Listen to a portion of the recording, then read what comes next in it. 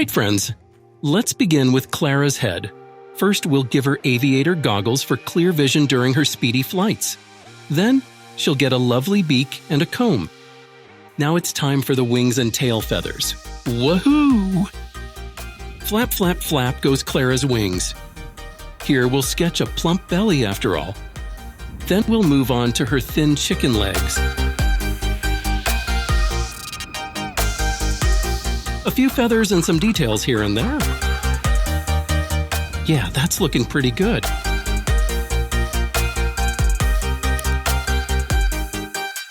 And here, we'll draw 3 plump balloons to assist her in flying. She couldn't soar so high without them.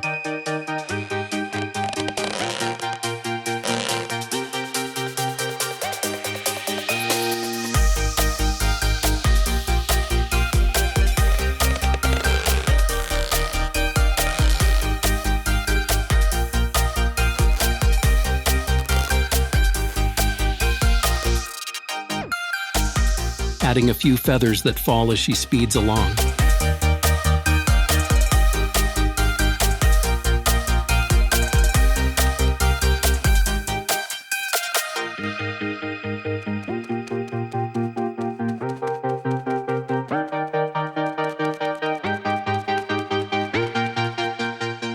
Naturally, we'd also like to include some landscape. Let's sketch a beautiful rolling meadow. On the meadow, a couple of trees gather to form a small enchanted forest. We'll sketch the rolling woodland and meadow landscape across the entire canvas. In this corner, we'll add a tall fir tree to enhance the effect of distance. What's next? What does that look like?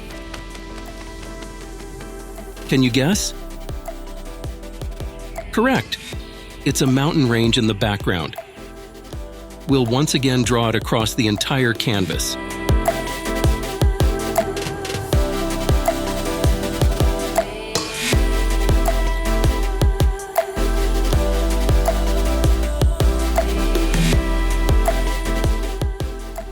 Charming little mountain village must not be missing. We'll carefully sketch the small houses nestled closely together, just like in historical mountain villages. Up and down, left and right, one after another.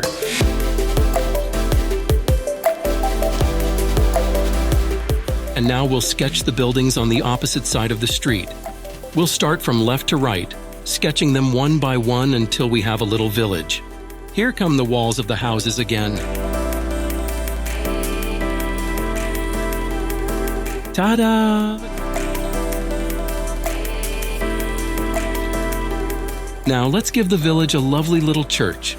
This is the church tower, and here's the rest of the building.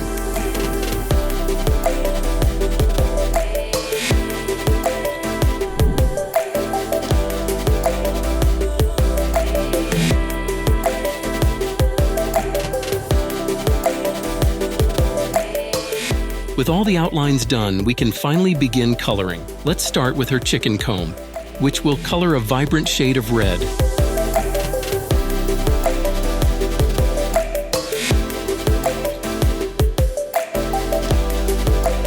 Now we'll add some color to the goggles.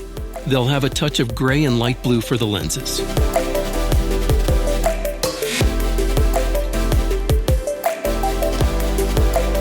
And onward with the beak, which will naturally color a bright shade of yellow.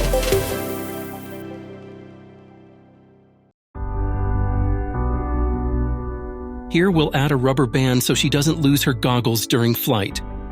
A bit more detail work on the feathers. This way you can see the feather structure clearly.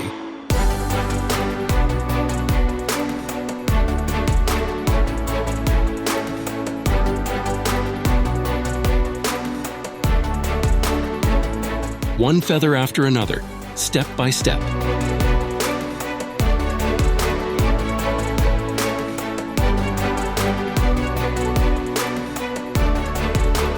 Ta-da!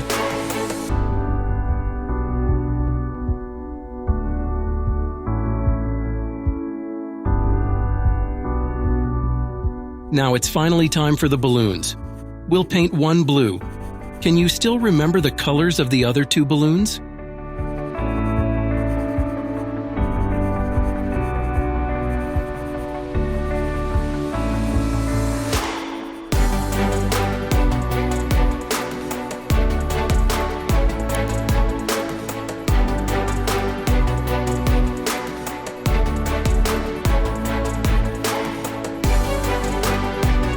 Exactly. One of the balloons is red.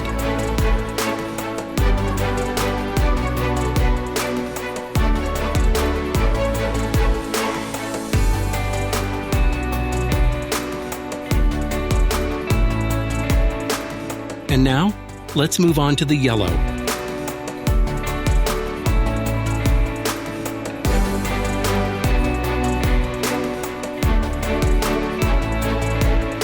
Woohoo! And now it's time for the village road. We'll use a nice brown for this. It has recently rained and the road is covered in mud.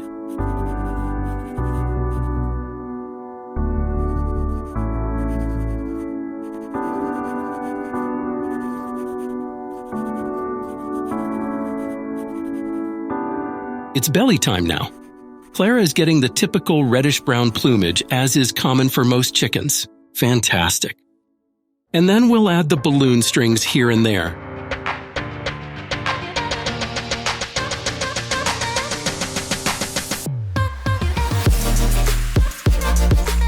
Oh yes.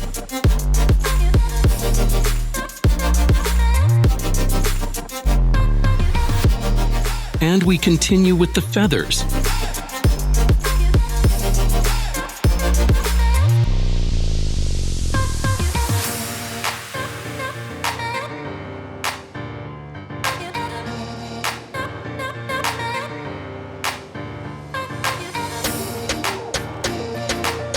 Now it's time for her little legs, which we'll paint in yellow.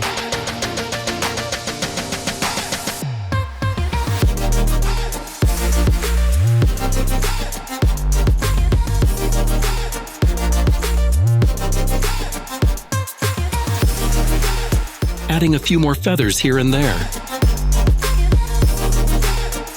Beautiful! Moving on to the forest, and it will be beautifully green as a forest should be.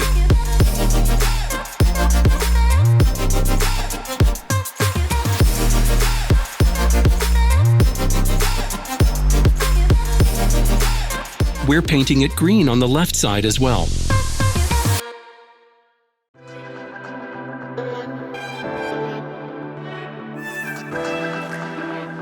Ta-da! And the painting continues in the small village. The residents are eagerly awaiting their colors. Here you can see how I'm painting in detail. Each house is becoming colorful. Red, green, blue, yellow, and so on. Adding some blue here and we'll paint the roofs red. Lovely red tiled roofs. It's a vibrant village.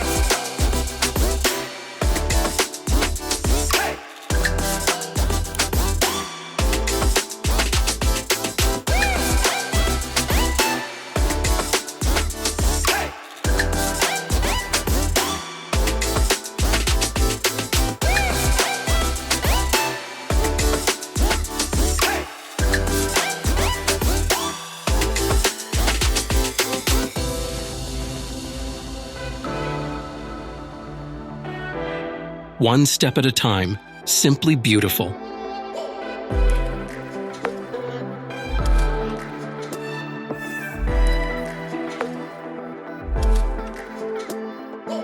Now we'll paint the meadow and you can probably guess it. The meadow will be green. Oh yeah!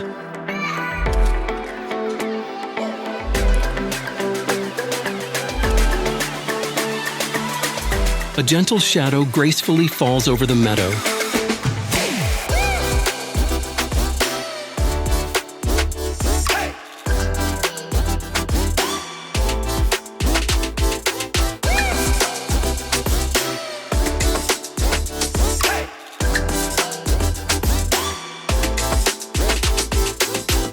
We're painting everything meticulously, so no white spaces remain.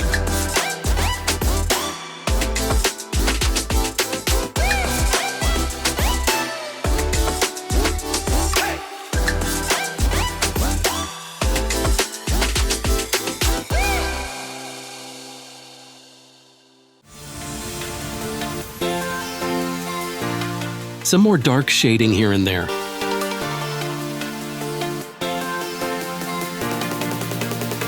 Fantastic!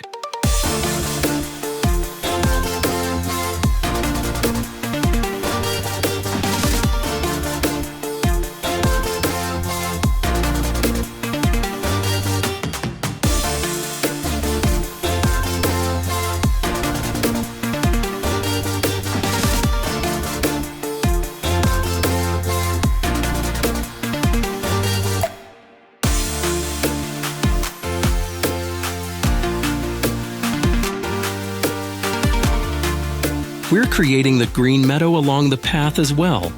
It's one of those typical country roads. Clara was pecking at grains and worms here before her flight.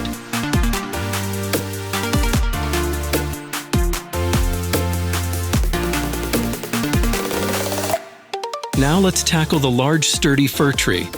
Here we'll use a rich green shade, though slightly greener and brighter than the background meadow. By varying the pressure on the pen, we control the intensity of the color. So when we want a shadow, we apply greater pressure while painting. Additionally, we're using a darker green to emphasize the areas we want to shade. This enhances the interplay between light and shadow.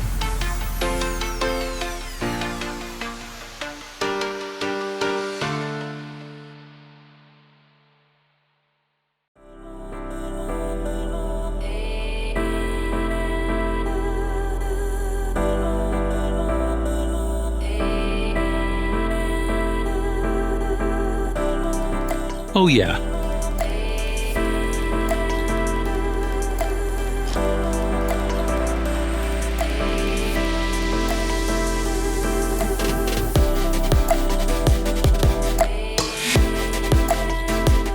All right, let's start with the mountains. Do you have any idea what mountains might look like? Here are the individual structures that a mountain range has: slopes, ravines, valleys, plateaus, and much more. When it comes to mountains, working with shading becomes even more crucial, as the shadow effect is particularly pronounced. This is because there are no trees here, resulting in shadows that often cast a sharp edge. We're adding some white here to enhance the contrast.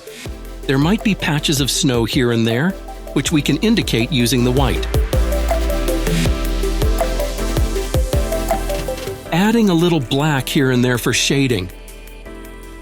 And here we're drawing a small round valley.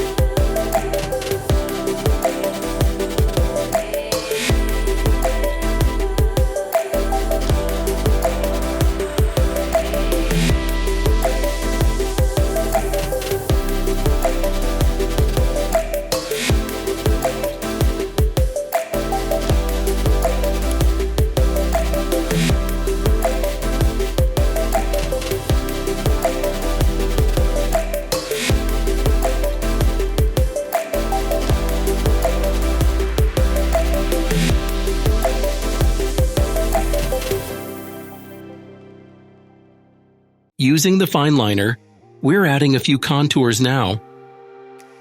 Pointy and sharp rock edges, as you can see. Here I'm using an even thinner fine liner to indicate the more distant contours in the background. Nice!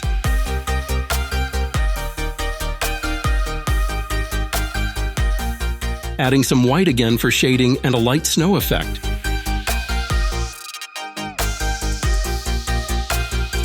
White, white, white.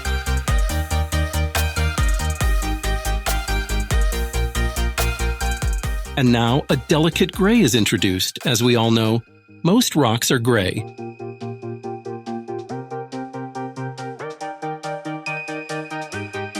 Light and shadow. That's what it's all about. That's it.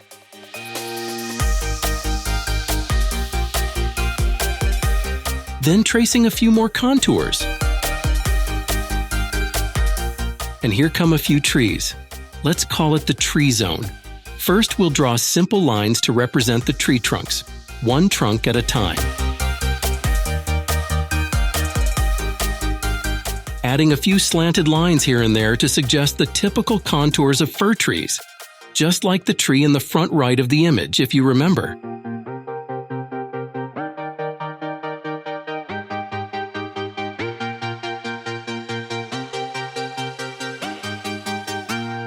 Ta-da! The little mountain forest is complete. Now the forest gets some color. As you can see, we're using a lovely dark green. I like it. Adding some shadow for the mountains.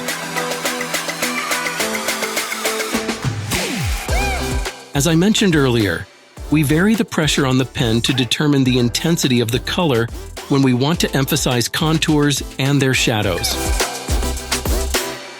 That's our current progress. It's looking quite good, isn't it? Feel free to share your thoughts in the comments. All right.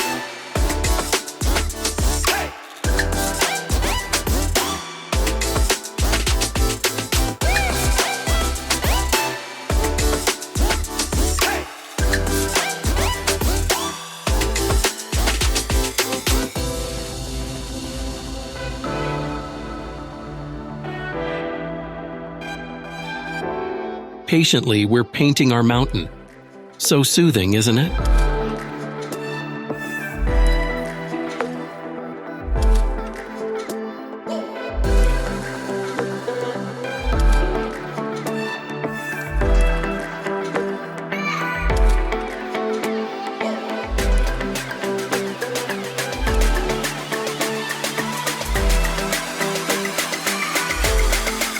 Adding a few more contours here, and we're drawing a few more trees.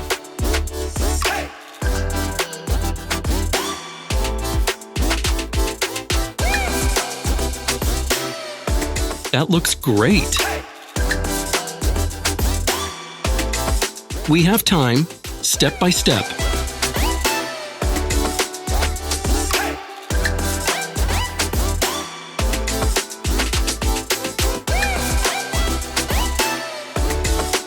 The curved lines again, to represent the shape of the fir trees.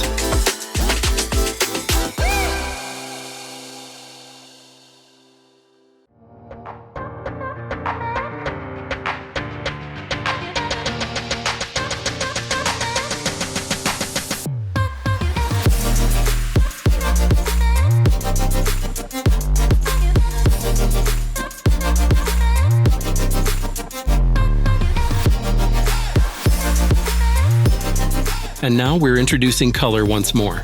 As you know, we're using a nice dark green again and a slightly lighter green shade to avoid monotony.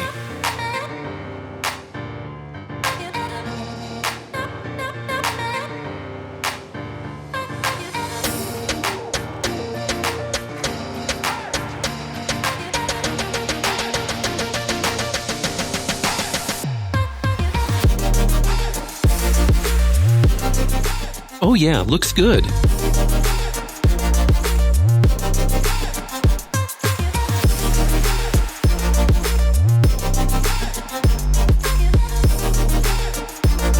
Now just the left side of the mountain. We'll approach it in the same way as the right side.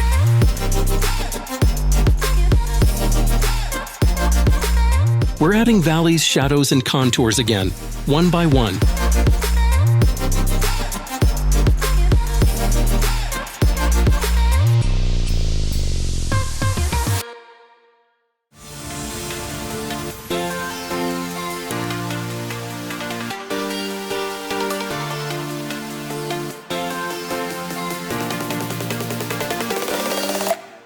Beautiful.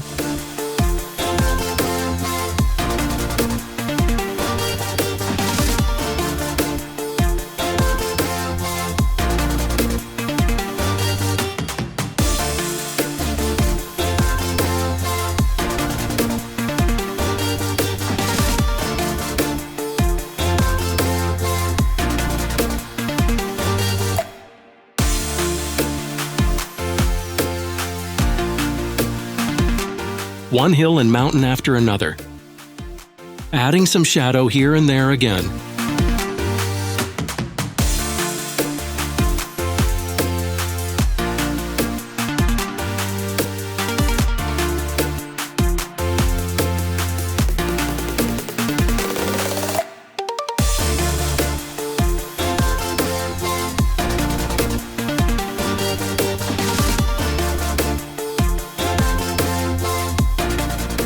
We're making the area darker and gradually lighter towards the top.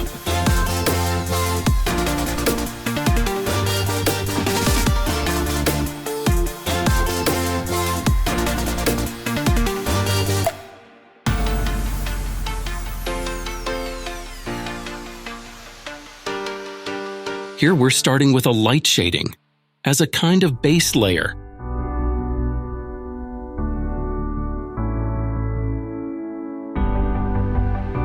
And we continue with our familiar mountain painting. As you can see, the background with the mountains is the most intricate part, as there are many small details here, and it covers most of the image.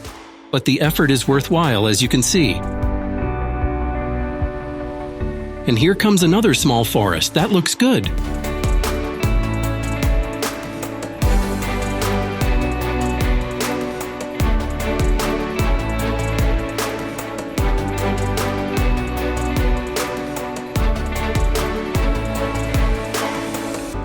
Shadows here and there.